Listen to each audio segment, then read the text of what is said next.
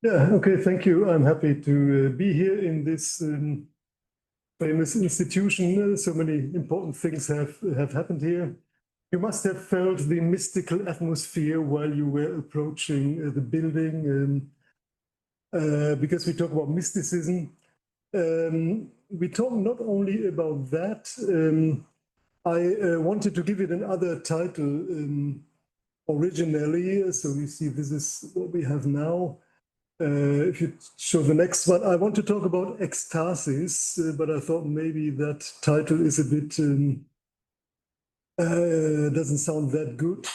So I will talk about ecstasis, but it is embedded in a larger context. It's my book where I compare three kinds of emptiness. And I think it's good that I talk first a little bit about the book. So if you are interested in it, you can. I have a web page where I present it. It's called Three Times Emptiness, Sunyata, Kenosis, Fana.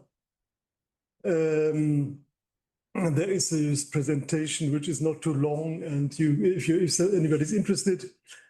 I want to establish this context. It's always good not only to say something, but also to say why one is saying it, how it is related to a larger project.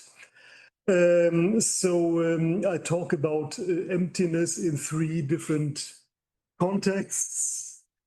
Sunyata, it's the emptiness in Buddhism.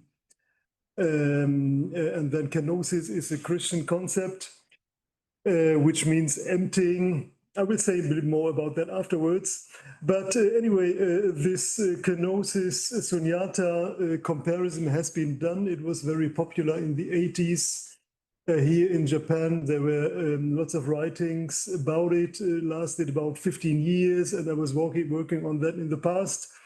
And then I had the idea to add the fana to it. It's fana.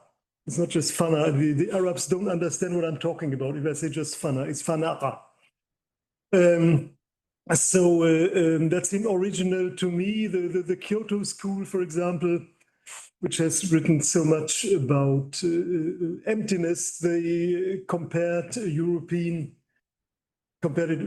Sunyata with European mysticism, Catholic, Eastern Protestant, but some other traditions have never been addressed, like Southern European, Catholic, Eastern European, Orthodox, and then also Islamic mysticism was, they were not very familiar with this.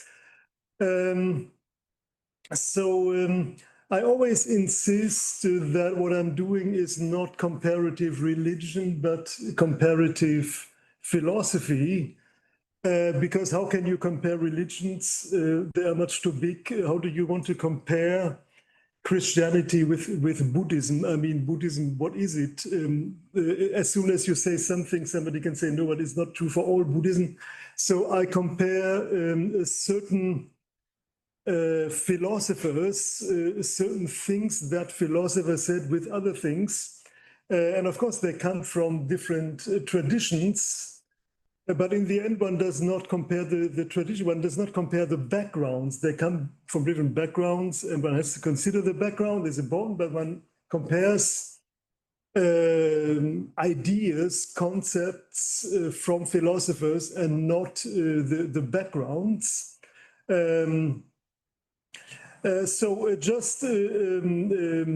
I want to go through a little bit this sunyata, that maybe best. It is the emptiness, the wu, in Chinese wu, that we have. The wujo, impermanence is related to it. So all that is related to sunyata. I had some other concepts. It's on the slide, but we can just skip it. And then I talk about kenosis. which is this in Christianity, the self-emptying, the self-annihilation of Christ. But what one should do, one should become empty, is the annihilation of the self, which is a common theme in Christian thought. And what is so particular, and this is what the Japanese philosophers found so fascinating, that here it is not only the emptying of the self of the believer, but the emptying of the major figure of Christ, that God himself became human, so that Christ himself was emptied. So that is very unusual, and it was suitable for a comparison of sunyata with kenosis. And now to add fana to this comparison is a bit tricky. One can say emptiness and one can go to a certain point, but then what interested me most is there also maybe in Islam this idea that God should be emptied, that it is not just a matter of emptiness and fullness. The subject empties himself and then comes God and fills the subject again. But like it is the case for sunyata, when we have real emptiness, it is so empty that the distinction between emptiness and fullness no longer exists. Now, is there something like that in Islam that has interested me? But anyway, as I said, here I want to talk now about kenosis, the other one. There is a video also on this that you can watch, where I talk about kenosis, Islam, sunyata. But here I wanted to pick a certain topic, the ekstasis. Now, a few words about this fana. It is the extinction of the self in the universal being. So it is the passing away of the self. The fana breaks down the individual ego, and it leads to an awareness of an intrinsic unity between God and all that exists. That includes the mind of the individual. So it's something that is not, there's only one mention of it in the Quran, just like kenosis is mentioned only 5 times in the Bible. And the whole discourse on kenosis, it's a little bit surprising that it became so important. And with fana even more, it's mentioned only once. And it has been cultivated by Sufism. Sufism emerged in the 9th century. It's a mystical branch of Islam. Just to make this clear, sometimes people think a Sufi is somebody who belongs to a Sufi order, but it's like mystics.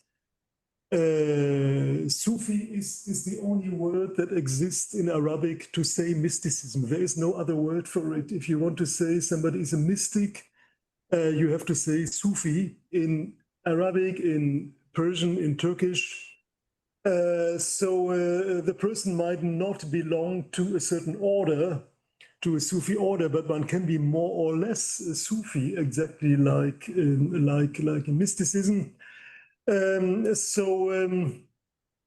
It has developed in this tradition, and that is the background. This is why I talk about it. And I believe that ecstasis, this state of mind, this mental state that is achieved in mysticism, is related to emptiness. This is what I found, and I want to explain this here, that the ecstasis, the standing outside oneself, can only be achieved when one is empty. It cannot be achieved when one is full. So this emptiness, and this, maybe I can also relate it a little bit to the contemporary world, because we have people maybe they are not so much versed in philosophy or religion, but why would emptiness be interesting in any way today? Well, I think we are all full of information, of things that we should consume, that we should buy. Achieving an emptiness means that one sees the world in another way by throwing away all the things that one is told to fill oneself with. And this can also concern religion. And I think that was the idea that these philosophers had, that one can also be full of certain religious concepts, certain religious ideas, and that they also need to be eliminated. One has to be completely empty to make this mystical experience or to have this ecstasis. So it is a contemporary topic somehow, I think. So I want to start with a sentence, a statement that by Byung-Chul Han, which I reread recently, and that is not in the book, and I thought at least I can maybe mention it here because it's quite related. You know Byung-Chul Han, this Korean philosopher who writes only in German. So in his book, which is called The Burnout Society, so it's all about the burnout society. And he says, the exhausted, depressive achievement subject grinds itself down. It's tired, exhausted by itself, in war with itself, entirely incapable of stepping outward, of standing outside itself, of relying on the other, on the world. It locks its jaws on itself. So standing outside itself, we are like hamsters. You see, the hamster's problem is that his self is in the wheel. He thinks that this is himself, and he will stay in that wheel forever. He cannot stop. If he wants to stop, he would really have to stand, to get outside the wheel, to stand outside this self that he thinks, which is his self. That would be the ecstasis of the hamster. It's good that you came today. Nobody else will tell you about the ecstasis of the hamster, but I think it's a good image.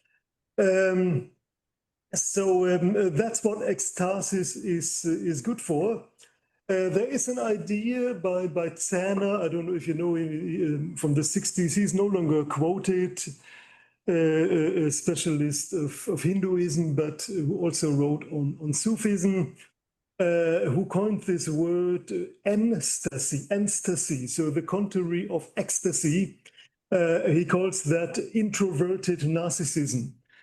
So when you are caught in yourself, then you have ecstasy, and ecstasy means to step out of yourself and to stand beside yourself. That is the meaning of ecstasy. So he talks about Hinduism,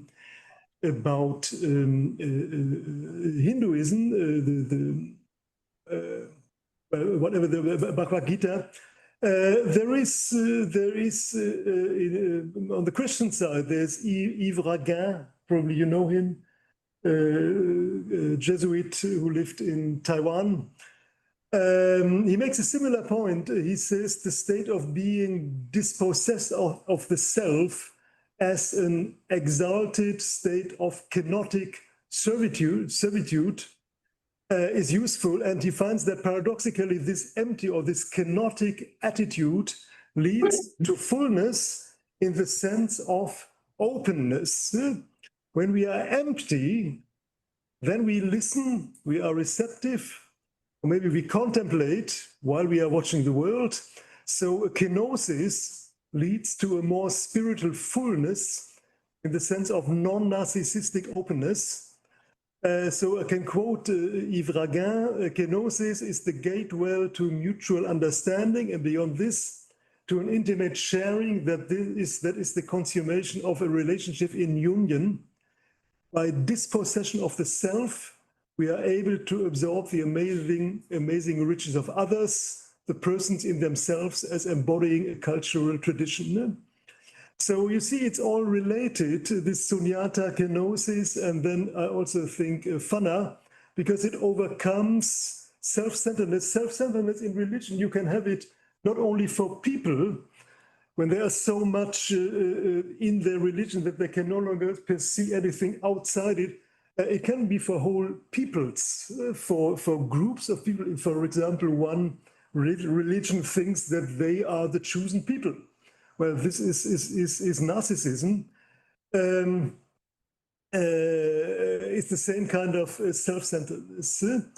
A little bit about the chronology, what I'm talking about, that you see, because maybe you know not much about Sufism. When I compare these things, I compare different philosophers, as I said already. A Zen master, the Roshi in Japanese, it would be in Arabic the Murshid. It means the same thing. It's the teacher, the guide, and it's used in Sufi orders. Now, most of these masters that I'm talking about here are medieval. They're all 8th, 9th century. Well, just you can skip that. I skipped that. Yeah, well, they come later then. Yeah, okay. On the Buddhist side, there's Nagarjuna, but that's old. That's a long time ago. But we have Limji. That's 9th century. There is Yunmen Wenyan. There is Joshu Jushin. There's Huineng. So they all lived in the 8th and 9th century, and that really, there must be reasons for that, but I'm not a historian of religion. Maybe there are no reasons. But that coincides with the medieval Sufis from the Islamic Golden Age, first phase. There are these people that we have now here on the slide. You see these names: Bastami, Mushabi, Kharas, Junaid, Hujwiri, Al-Halash, Shibli. They all lived at the same time. That is the earlier period of classical Sufism. And then Arabic real Islamic philosophy starts with Al-Kindi. He's in the 9th century. He would be a direct contemporary of Kukai, just to show you a rough picture. And then there is the next group, the later ones, the Ghazali, Ibn Arabi, Rumi, a little bit earlier, Al-Kushairi. That is the later period of classical Sufism, that is 10th to 16th, or the first three that I named is actually 13th to 16th. So that brings us in Japan to the Kamakura period. I think you can finish the slides now. There is no slide. There comes later maybe a slide, the kanji.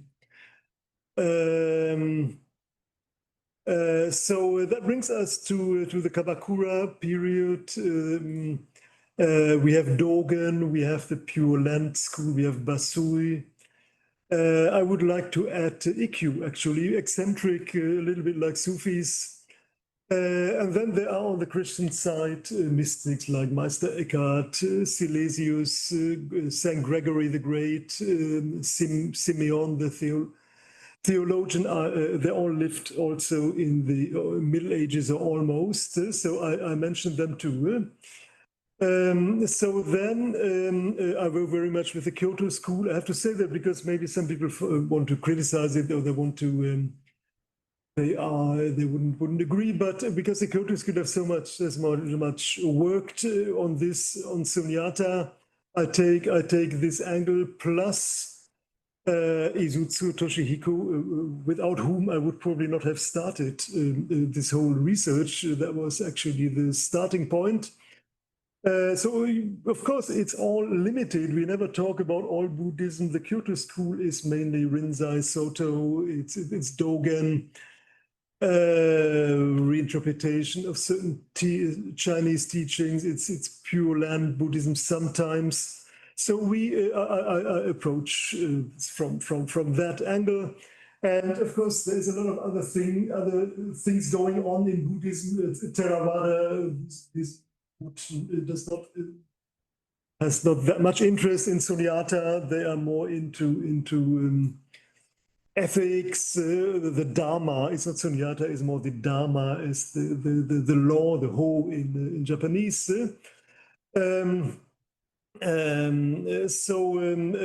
I pick certain things and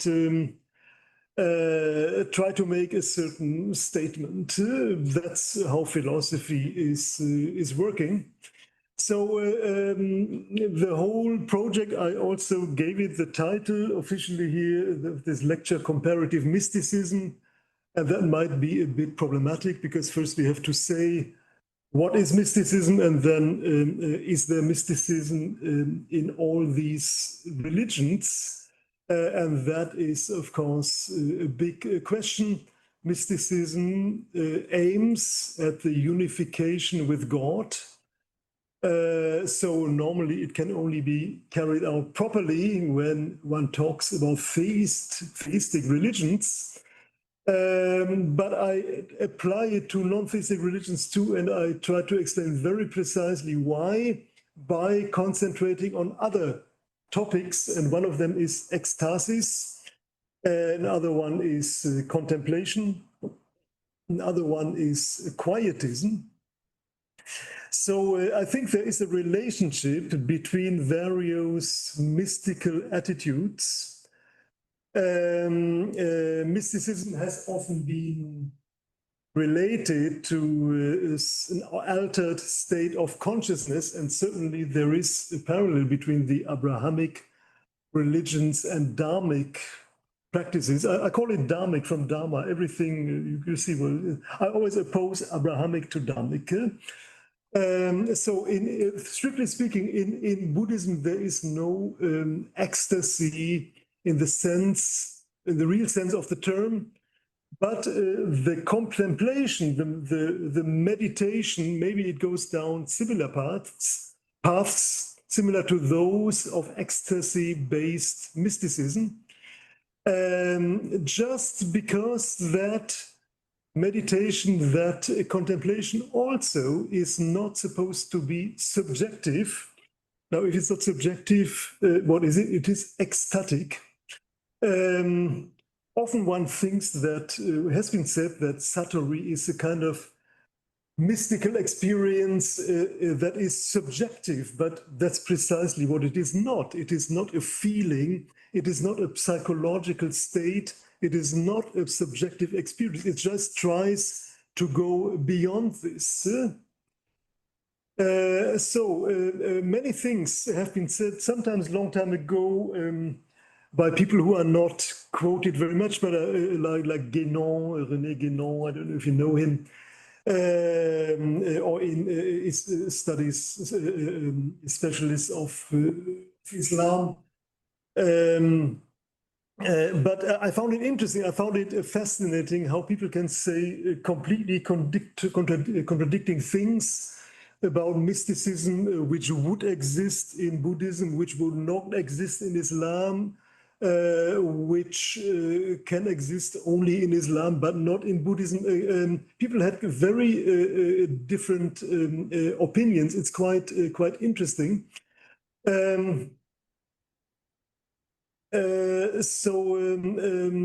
One problem is that, of course, mysticism the word mystic comes from Greek. It comes from the European language, and it's connected to the mystery cults. And in Islamic theology, we don't have that. This is why they have the word Sufi. Guénon said that there is no Arabic word that can translate mysticism, and he thinks that mysticism is completely foreign to the Islamic tradition. So you see, I wanted to say that the mysticism in Arabic, in Sufism, which normally everybody agrees there is, that it does exist in Buddhism, and I want to make this case, but he puts it the other way around. He says, yes, it exists in Buddhism, but it does not exist in Sufism. So There are so many different ways of seeing it. By the way, he doesn't say why it would not be in the Islamic tradition. No? Yes, sometimes Sufism has been characterized as non-mystical, typically non-mystical. Then they have used the label of quietism, which would be incompatible with mysticism. Now, what does that mean, quietism? Nicholson says it's something what we would call in India, you would call that more ascetics and not mystics. So it is this extreme passivity, whereas mysticism leads to ecstasis, which is not an activism, that would be wrong, but there's much more activity involved, whereas they found that in the Dharmic religions and then also in well, they excluded some of them, excluded the Dharma, but they found that in Sufism, it all goes towards quietism. You just become very quiet, and then next comes pantheism, because then you somehow unite yourself with something. You are overpowered by the revelation of God, so you become a passive instrument. No, it's not that simple. In Sufism, it's not that simple. In Buddhism, it depends on what you read.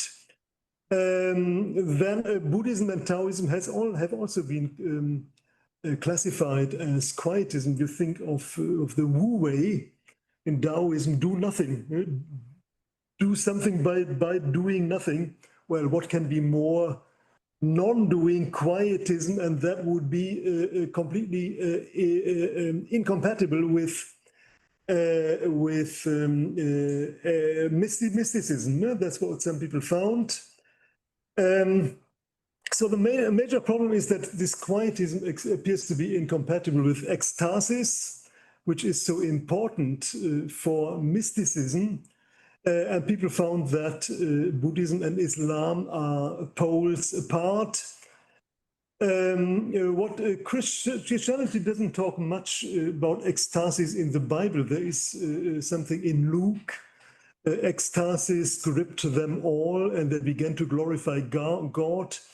It is commonly often not translated as ecstasis, but as what actually have it as astonishment.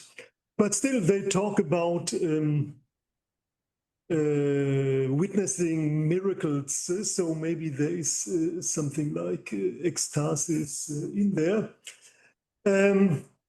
So it is true that meditation and contemplation that are common in Buddhism, they do not provoke an ecstasis as it is understood in the Christian traditions or in Neoplatism. They lead maybe to a sort of quietude. And one could conclude that Buddhism has nothing mystical in it. I found this interesting. Gershom Scholem, he says something very similar with regard to Judaism, which I don't really understand why he's saying this, but he thinks that Judaism has never had a mystical tradition because the ecstatic union with God is not possible. I say later a few sentences about that. It's very interesting. So the same thing that has been said about Buddhism, Hinduism, that there would be no ecstatic union. So what does Nishida say? For Nishida, mysticism is often a negative word. He writes in his last essay that it's a pastime of a person of leisure. It's a bit, the mystic is somebody, well, who is too lazy to do something real. And so he becomes very quiet. But in the same essay, just 6 pages earlier, he says that Western philosophy, since Plotinus called mysticism, comes quite close to Zen. Well, he says different things here. But I think most important is what Nishida misses in mysticism is this standpoint of of objective logic that we have in Zen philosophy, according to him. He sees Zen as a provocation. He says it's a radical positivism. There is no transcendence. So there cannot be any mysticism, because mysticism would mean that you transcend yourself and you unite yourself with God. All that doesn't exist in Zen. Now, it's a bit misleading that he opposes mysticism here to science. In reality, I think he's not as anti-mystical as it appears here. This scientific attitude, I think it's very comparable to what later Islamic philosophers did, like Muhammad Abduh, when they wanted to reunite Islam with reason, not in the Salafist way, but saying that one can employ reason in the religious experience, something like that. And then Nishida's pure experience, I think, it is a kind of mystical, and he never says that it's irrational. So mysticism can conveniently be described as rational, and also as a religion of non-rational wisdom. And I think Nishida is on that point. He is working very much on that idea that Buddhist religious experience, there must be based on reality experiences. So they cannot be irrational, because then they will not be based on reality. Izutsu, he says something, he says about Zen Buddhism, he says at the original point of all philosophizing in any form whatsoever, there is and there must be a peculiar reality experience. What you want to experience in the end is not something unreal out there where you don't even know exactly what it is. That would be one kind of mysticism, but you want to know what reality is. So if we classify mysticism as an experience with something that is not real, then we would really say that mysticism is incompatible with Zen Buddhism. But there is what matters perhaps more than all that, is the way in which reality is experienced. And I would say that this can be seen as mystical. In the end, there is an experience with reality, and it is reality, but the way in which it is experienced is mystical, and this has very much to do with ecstasis. If we use mysticism in this broader fashion to refer to a religious culture that is based on experience and inspiration, as opposed to more dogmatic religions that are working around rules, then I think we see real parallels. Let's talk about contemplation and the self, the transcendence of the self. It is, of course, absurd to assume that mysticism is the property of Christianity and Islam. It's true that Buddhism never developed a real mysticism in the proper sense, but it permits incursions of the divine into human consciousness. I define the divine broadly, like the Kyoto School does. So it's true that there is no mystical union with God in Buddhism, but there is the idea of the transmutation of the human consciousness into something that can be called divine. You can call it absolute, you can call it perfect goodness, eternal wisdom, but it is a reality that they want to experience, and then they become mystics. Scholem, I come back to him, because he says that in Judaism, he says there is no mysticism? Well, we understand why, because there is no ecstatic union with God, because God and the human must always be separate. And apparently, I don't know much about it, it's impossible in Judaism to say that there is a union with God. That's what he says. But he says there was ecstasy. So maybe there was mysticism still. It's just that there is always this consciousness of God's otherness that remains.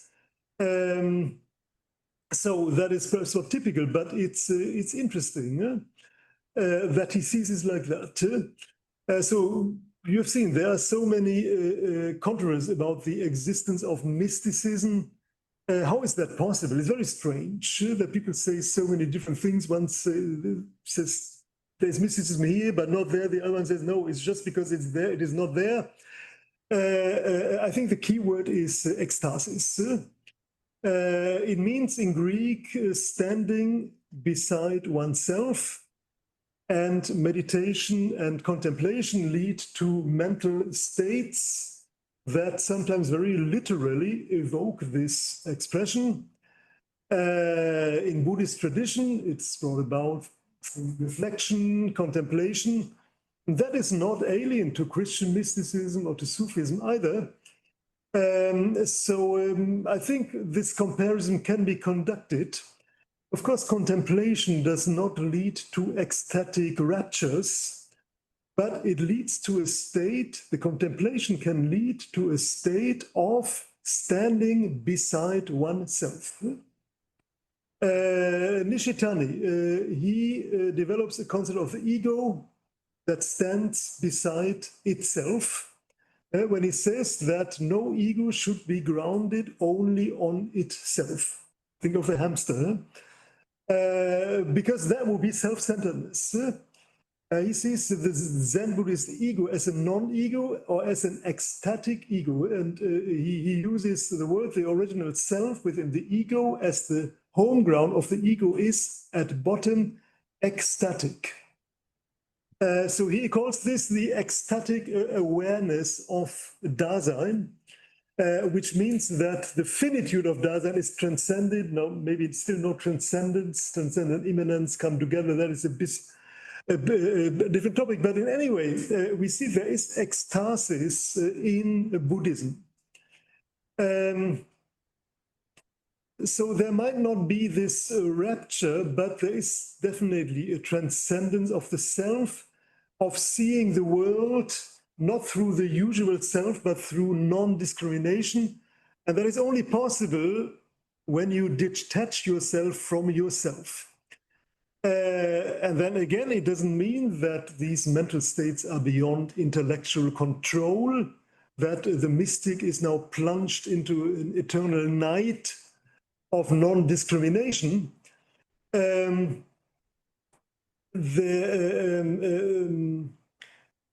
It is not, there are so many different concepts of nirvana, like of sunyata, but most of them would say that one also needs to get, one comes back to reality, or one sees reality. So it's that suddenly everything is blurred and you see the world in a blurred way. That is not the idea of this standing beside yourself. You have a clearer vision of reality. Yeah?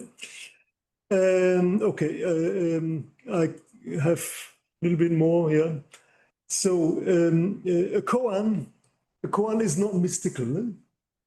A koan, it aims to push us to see reality without mystery, without concealment, because here the absolute is supposed to be grasped immediately and spontaneously as a simple reality and just not as a mystery. Yeah? This is what Nishida means when he says that Zen is not mysticism. Masao Abe, he confirmed, he says Buddhism is radical realism.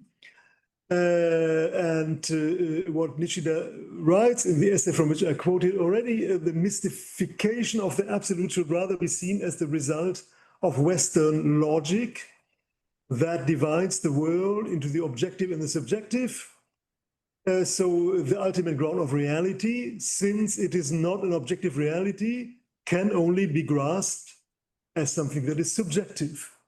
That means mystical. This is my sense, it's not Nishida. So it is Western logic that talks about an objective reality and a subjective reality. So if you think that there is something that is not empirical, that is not objective, well, what can it be then? Well, then it must be subjective. That is the simple vision of mysticism, but that is to apply that to Buddhism, it would be a misconception. And I think it is a misconception for these other mysticisms that I try to tickle out of the Islamic tradition and also the Christian tradition. Because that distinction between subject and object is just the thing that is supposed to be overcome. So when the Zen Buddhist says the flower blooms just as it blooms, or when he says mountains are mountains, that is not nature mysticism. Ueda Shizoteru has written about that. Abe says that Zen and natural mysticism or pantheism should not be confused, because the latter, the pantheism, lacks a clear realization of the negation of subject and object. You have the nature and you think there is God in nature and you let that go into the subject. Precisely when you say mountains are mountains, then you do something else. You are not doing that. So this is not pantheism in the Western sense, because it does not imply a transfer of mystical truth from object, from the nature to the subject. If they would do that, people who do that, very much they work with symbolisms, but Zen never works with symbolisms. All these things, as Isuzu makes it also very clear, that the rocks, the birds, they are not symbols for something beyond. They are so many concretely real things. Why would Zen then still be called mysticism? Because I think it can. Well, it's only because it relates to a certain form of awareness that the Zen experience is supposed to produce. We can say that it leads to a self-awareness of the reality of the mountain. Now, what does that mean? Nishitani writes, by the self-awareness of reality, I mean both our becoming aware of reality and at the same time, the reality realizing itself in our awareness. So it means we become aware of reality through an awareness of ourselves. And we become aware of ourselves through an awareness of reality. Abe makes this more radical when he says that the realized is the realizer and the realizer is the realized. So realization is expressed through a proposition that concerns the unattainable, in which then the true self, so the self that has to stand outside itself, is grasped in terms of attribute as a predicate, as Abe also says somewhere. So it is related to this negation of subject and object. Certainly, this awareness comes close to a standing beside oneself, like in ecstasis. Uno Taisetsu says that when I see a beautiful sunset, I become aware not only of nature's grandeur, but something happens within me. A sense of real overcomes me, but at the same time, the sunset realizes itself in my awareness. It becomes real, which was not the case when I was preoccupied with my own thoughts, when I was in the wheel like a hamster. What comes in here is also, one has to emphasize this, the topic of unity, which is so important in other religious traditions too, the oneness, the tawhid in Islam. the nature of reality is fragmented, but this fragmentation will be washed away, because now there is no division between the objective and the subjective, because that is what created the fragmentations. So then we have the state of oneness, and not because we made ourselves empty and then God comes into us and there is only one, which is another version of emptiness. And we have this very much in Islam with Fana Baka, but I try to find something else. Some mystics saw it more in the way in which I described it here in Zen Buddhism, but I cannot come to this today. So this particular awareness is due to a kenotic movement that lets reality, theists would say God's reality, be part of the self. But it does not mean that the self disappears, that it has been replaced with this divine reality. It's rather that the self is no longer a subjective self as opposed to an objective self.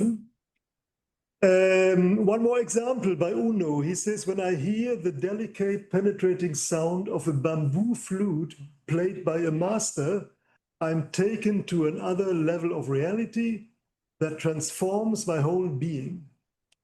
But at the same time, the sound realizes itself in my awareness. It becomes truly real. So we wouldn't expect here a link with Baka, which I mentioned, with this fullness that Islam wants to, the abiding, that Islam wants to have, the abiding of God. But there actually is something like that, because the thing, the koto, speaks out of its selfness, as he said. Why? Not for the sake of the person who listens to it, but out of its own fullness. And the human can listen to that fullness. But of course, and here, this is a sentence by him, by Uno, you must leave your subjective preoccupation with yourself. We have heard this already several times now. You have to step outside yourself and stand next to yourself. So everything is about awareness, but there is no subjective preoccupation with the self or with the self's awareness, which is paradoxical. But this is why, the only reason why it can grasp this simultaneous emptying and filling that so many religions have been struggling with. Uno speaks of the fullness, not of the self, but of the bamboo, as I said. And then Abe says that emptiness, the sunyata, is identical with wondrous being or fullness. So empty and full, but emptiness and fullness become the same thing then. So it is this fullness, and it's not the fullness of God that is experienced. So this experience, it is religious, though it is not explicitly related to God, but I think it can be called mystical. Koan aims at the unmasking of a reality that is not real. So we perceive a no mind, which it identifies emptiness with fullness. Islam has said similar things. So I could stop here. Yeah, okay. So I'll leave it here and maybe we have a discussion. Thank you very much. This is very interesting, and I think the idea of approaching the dialectic between being and nothingness, or being and emptiness, by way of ecstasis, I think that's a very good idea. But I wonder if there isn't a shift going on, kind of a problem in a different model behind the being and nothingness dialectic in Western mysticism and Eastern mysticism. I use those terms loosely. So we have being, which is opposed to nothingness or emptiness. And in the Western philosophical tradition, the primary analog is being. Therefore, the goal of being, or human existence as a form of being, is the fullness of being. Getting rid of nothingness. But in the Eastern tradition, the goal of emptiness is to empty emptiness. That sounds a little esoteric, but let me make it much clearer. So ecstasis in the Western tradition has kind of two stages, I think, a basic stage and then a radicalization of that stage. The basic stage is standing outside of oneself, achieving unity with God, so that the individual becomes one with God without losing their individuality. But the radicalization of that we see in people like Eckhart and Ariugina is nothingness, the complete loss of self and selfhood and godhood in nothingness. So emptiness becomes a kind of radicalization of the fullness of being. Whereas in the Eastern tradition, the goal is withdrawal. Withdrawal from self, withdrawal from the world. That's the most radical form of ecstasy. Whereas in the traditions we find in Zen and Buddhism, and to some extent in Taoism as well, the goal is very different. The immediate goal is nirvana, enlightenment, awakening. That's the first type of ecstasis. But the second radicalization of that ecstasis is return to the world. It's nirvana in samsara. So the goal is not withdrawal, but it's a kind of re-entry. So if you see, the primary analog in the West would be being and nothingness. But the primary analog in these Eastern traditions, I think, is emptiness and non-emptiness. And the non-emptiness means the radicalization of emptiness means returning to the actual world of illusion and so forth. Whereas the radicalization of the world where being is primary is complete absorption, loss, withdrawal from the world and from selfhood and even from God.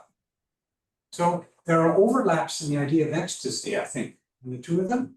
But when you look at the way ecstasy is radicalized or the way the experience is deepened, I think they go in different directions. Yeah, my idea was to say that even in the Western tradition, they try to retrieve this thing that is getting lost. Because already the self survives. I mean, and now I talk about Islam because it's a very big problem. If you empty yourself, now if there is no self, what can God go into? So the self must survive. So it's never a complete withdrawal. This is the critique of quietism, and many people have seen the Eastern. Now you actually want to see it the other way around. That in the Eastern tradition there is a going back to the world. I think it's only for some. Zen Buddhism says that Hisamatsu has very much insisted on that if you just meditate for the sake of meditation, that's useless. You have to do something. You have to go back to the world. And then one has the impression that some Christian monks or Sufis, they live only for prayer, and they pray the whole day and they do nothing else. Or you would say no, there is the other around. I mean, that already shows how complicated it is. I think all religions, you have both. There are always people who say this is enough, and the closer you are to God, just shut yourself in, and the world is bad. We stay with God. And there have also been people who said no, but that cannot be all. There must be something else. We must also go back. And you have that in all religions, probably. And I see it in Sufism as much as in Buddhism. And then you have the exact contrary too. And so I wouldn't polarize and say that they are doing this and they are doing this. It depends on what you concentrate on. My concern is that there's ordinary ecstasy and ordinary, there's mysticism in everyday life, there's mysticism, ordinary religious experience. But there's also the certain percentage of mystics that become really radical, take them right down to the bottom.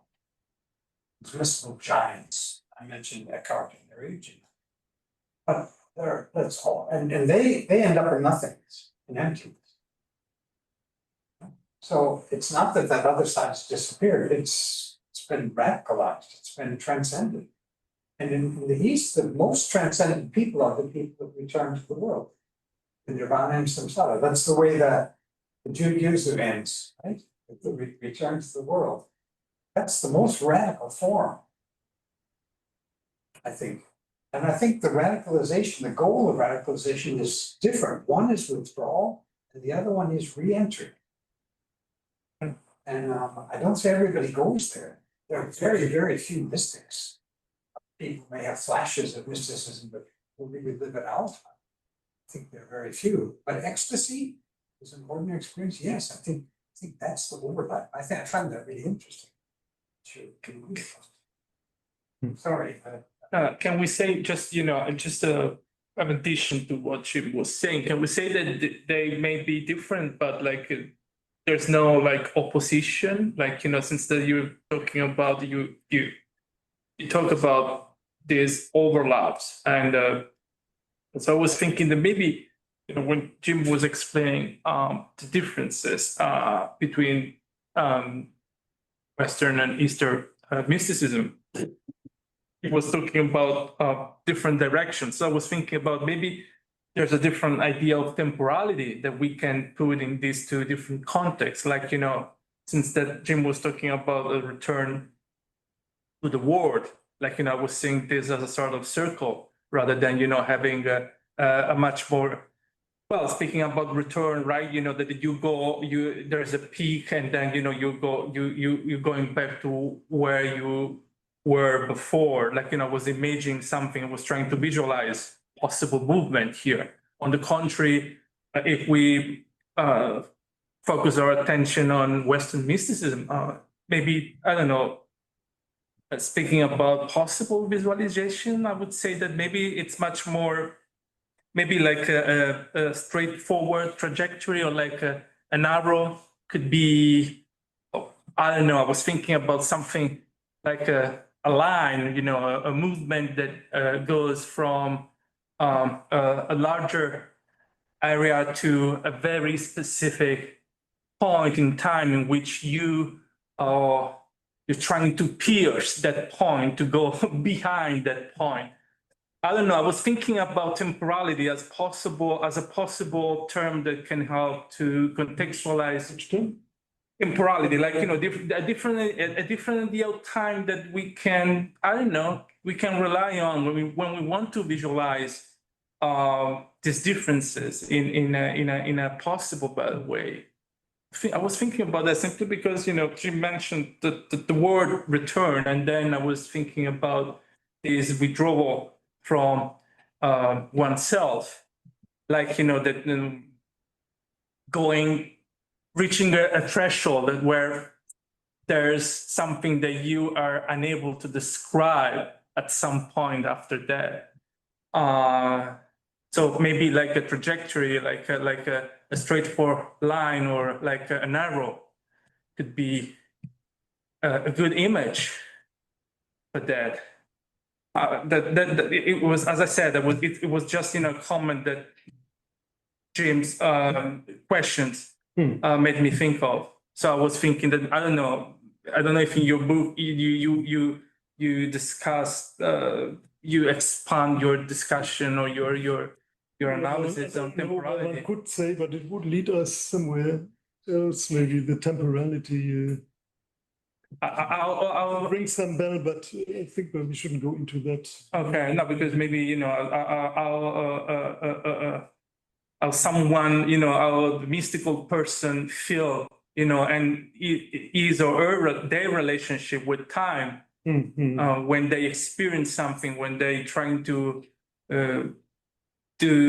think of in retrospect of their experience. There's definitely time in this, like, you know, the way you think of yourself in the act of thinking, going behind your own thinking.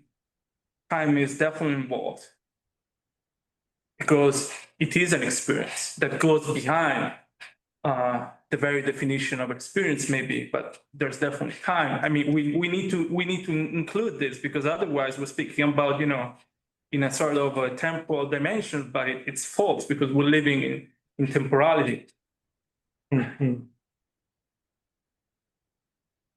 Yeah, well, there's this whole idea that it has its own time, but that maybe it's another topic that is more like a dream that develops its own time and it doesn't take place in the real time, because again, then you could speak of periods, of timely periods, and this is just the thing that is supposed to be overcome in this experience. That's something. Thank you so much. There's not something I want to ask. Just one question. You said about the ecstatic ego, for example, you mentioned ecstatic cage. So as long as I understand his concept is this ecstatic ego, that means for him, my ego has the front ground of my ego is nihil. There's no such a substantial foundation. So no ground is the ground of myself. And as long as I understand the styles understand of this ego, that means the ecstatic ego means liberate from oneself, who think oneself as the center was already the substantial fundament. But you said something very important. The ecstatic ego comes out of oneself and stand next to oneself. So I understand exactly what you mean.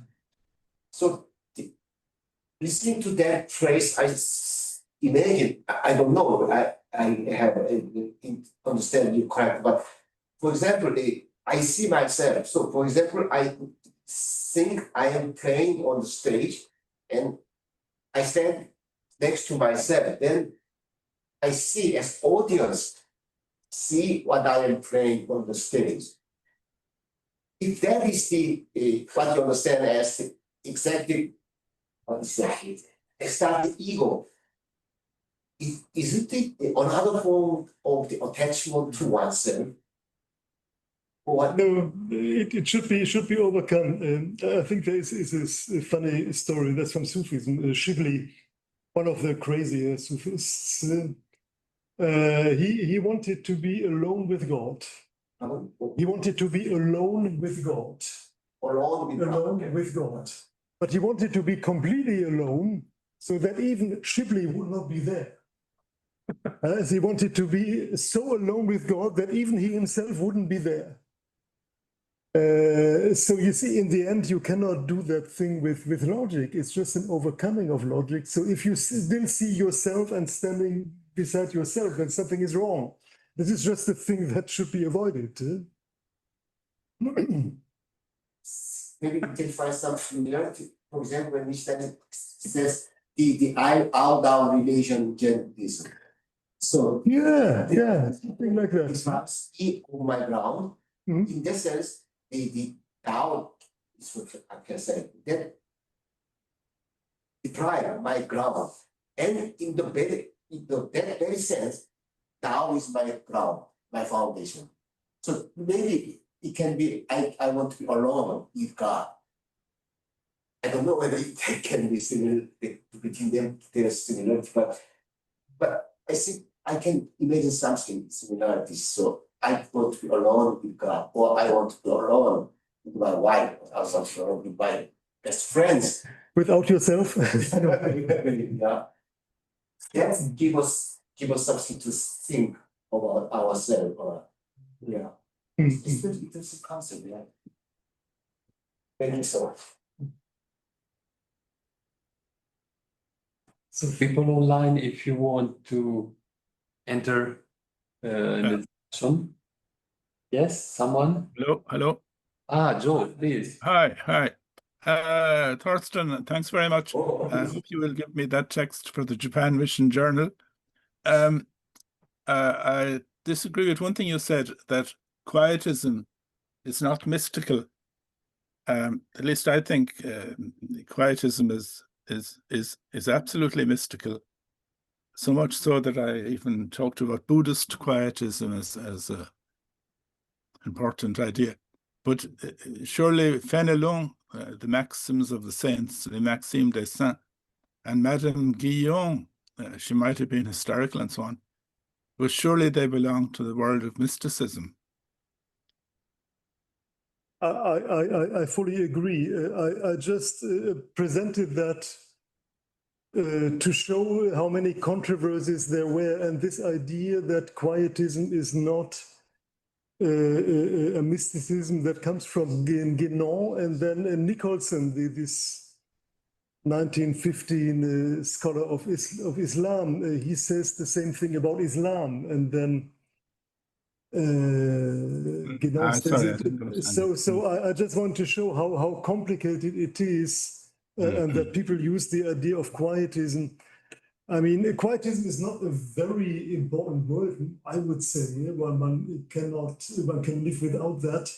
But the only reason why I bring it up here is I want to show how people have been arguing mysticism, not mysticism. It's kind of confusing, but interesting. Yeah?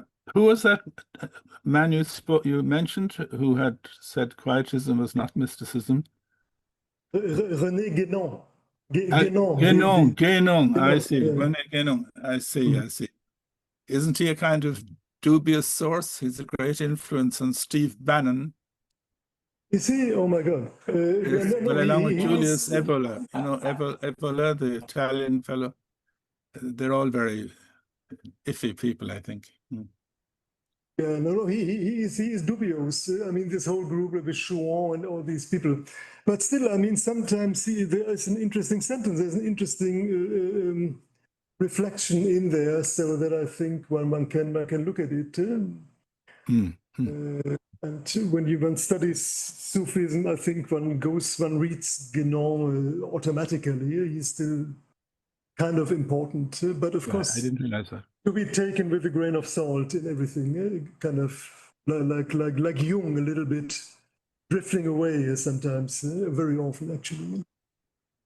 I see. What do you think of Izutsu? Well, Izutsu is good. Things that he says, he writes on Taoism and Islam, but it's very useful. I like it. I think I read everything that I could find in languages that I can read. I have to go and meet a mystical man now, Alexander O'Neill, co-editor of Buddhism and Neoplatonism. So I'll leave you and wish you luck. Okay. Thank you. Bye-bye. Thank you. Yeah. Bye.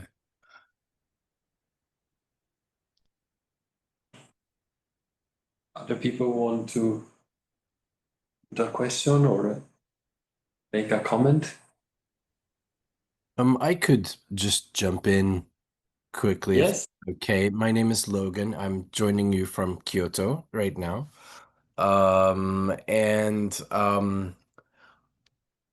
It occurred to me that the back and forth about what is or isn't mystical partly might come from just modernity's turning it into a pejorative term, just some of the negativity associated with things that are mystical in modernity, that it might have sort of an unconscious influence there.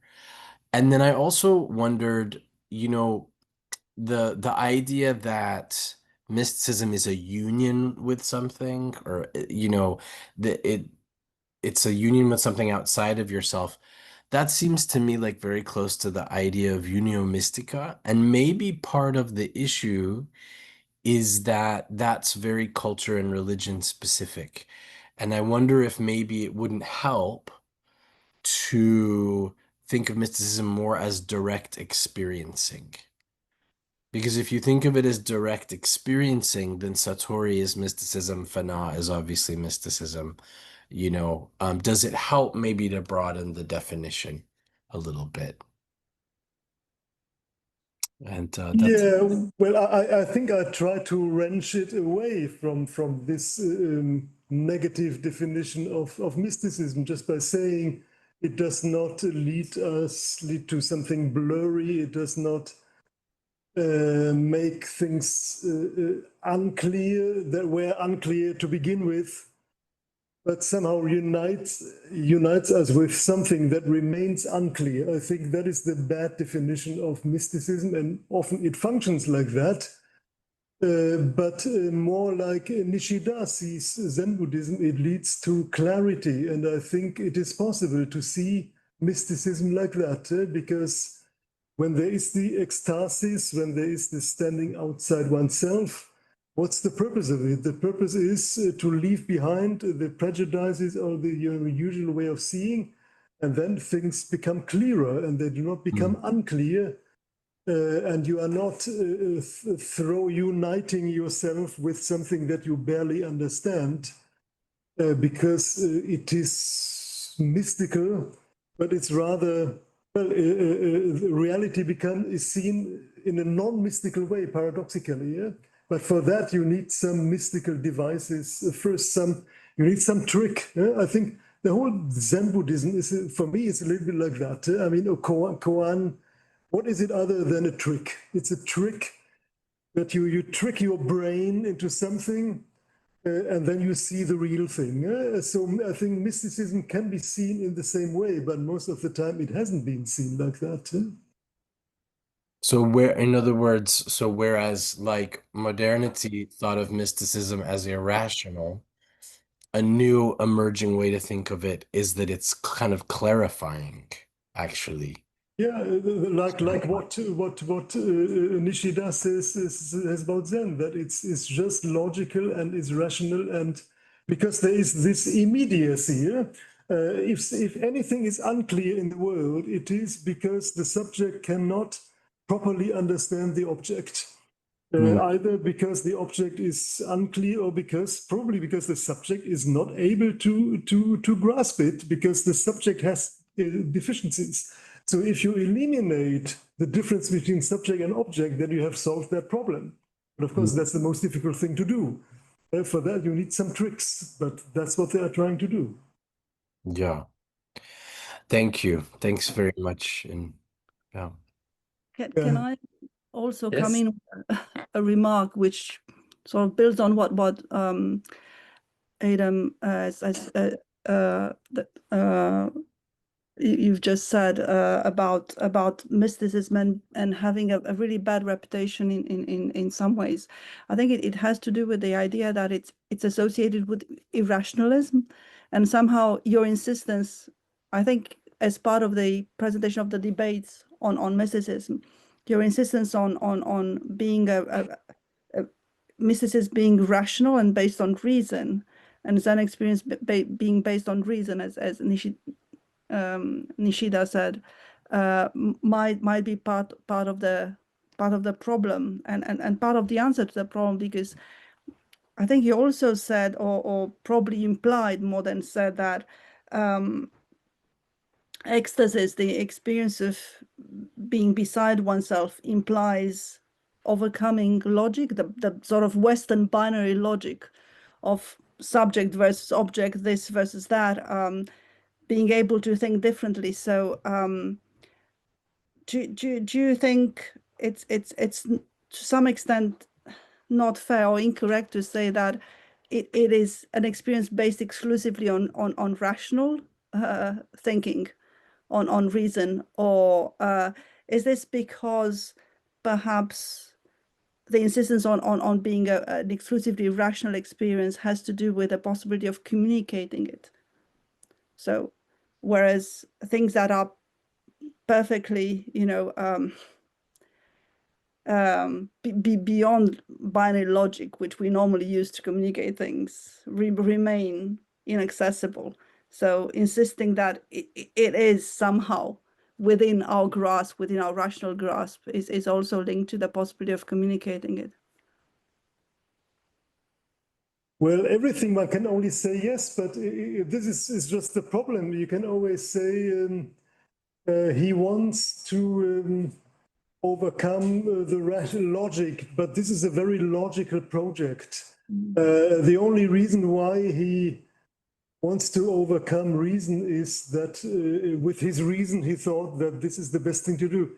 It always goes in a circle, and it's more, I see it more like a game. This whole mysticism, it is just when it is not seen as a game, then you have a problem, because then you think that it really leads somewhere, and then you have the negative kind of mysticism. But I think I hear, when I hear some people, especially take this Shibli, I mean, what does he mean? Is he serious? Is he serious about that? He wants to be alone with God without himself. He knows perfectly well that this doesn't make sense.